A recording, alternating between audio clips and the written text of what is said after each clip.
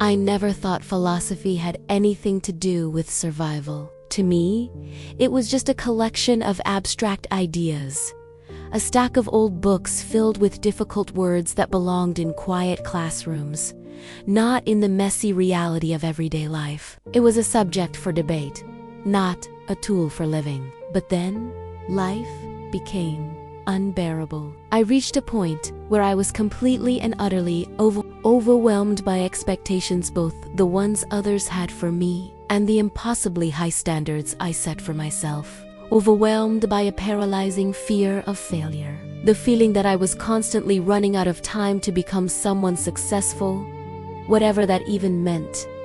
On the outside, I was functioning. I went to work, I met deadlines, I saw friends, but on the inside, I wasn't really living. My mind was a relentless, noisy place that never, ever rested. Even in what should have been quiet, peaceful moments, my thoughts were a deafening roar of anxiety and self-criticism. It felt like I was a passenger in my own life, being dragged along by a current I couldn't fight.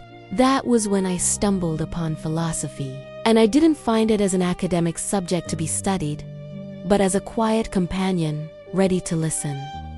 My journey began with the Stoics, ancient thinkers like Marcus Aurelius, Seneca, and Epictetus taught me one simple, yet profoundly life-changing truth. Some things are within our control, and most things are not.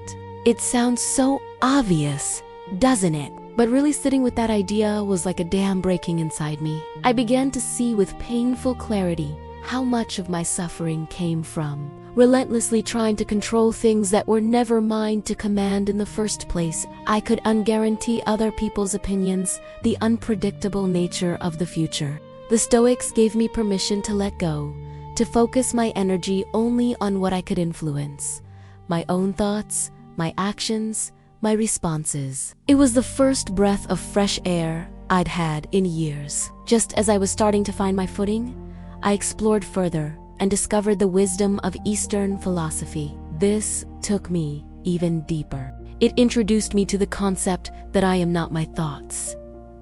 Think about that for a second. All the swirling negativity, the self-doubt, the endless commentary, that wasn't me. I was the silent, steady awareness behind it all. The observer watching the thoughts come and go like clouds in the sky. This was a monumental shift. The suffering didn't just magically disappear, but its power over me lessened. Its soft problems still existed, of course, but they no longer defined me. They were experiences I was having, not the sum of who I was. Philosophy didn't hand me a secret map to a land of perpetual happiness. It didn't promise an easy, carefree existence. What it offered was something far more valuable: clarity. It gave me a lens to see my own mind and the world more clearly. It didn't erase pain, because pain is a part of being human. Instead, it taught me how to hold that pain, how to carry it without letting it shatter me. It gave me the tools to build a container strong enough for my own struggles. Through these ancient teachings, I learned how to consciously slow down in a world that is always screaming at us to speed up. I learned to question my own deeply ingrained assumptions, the automatic stories I told myself about who I was and what I was capable of. Most importantly, I learned to live with intention instead of being driven by fear. I realized that meaning isn't some grand treasure you find at the end of a long quest. It's something you build, something you practice, day by day, through the small, conscious choices you make. So, when I say philosophy saved my life, I don't mean it fixed all my external problems. It saved my life not by changing the world around me, but by fundamentally changing my relationship to it. In a culture that constantly demands more success, more productivity, more things, philosophy gently reminded me that just being here, being present in this moment, is already more than enough.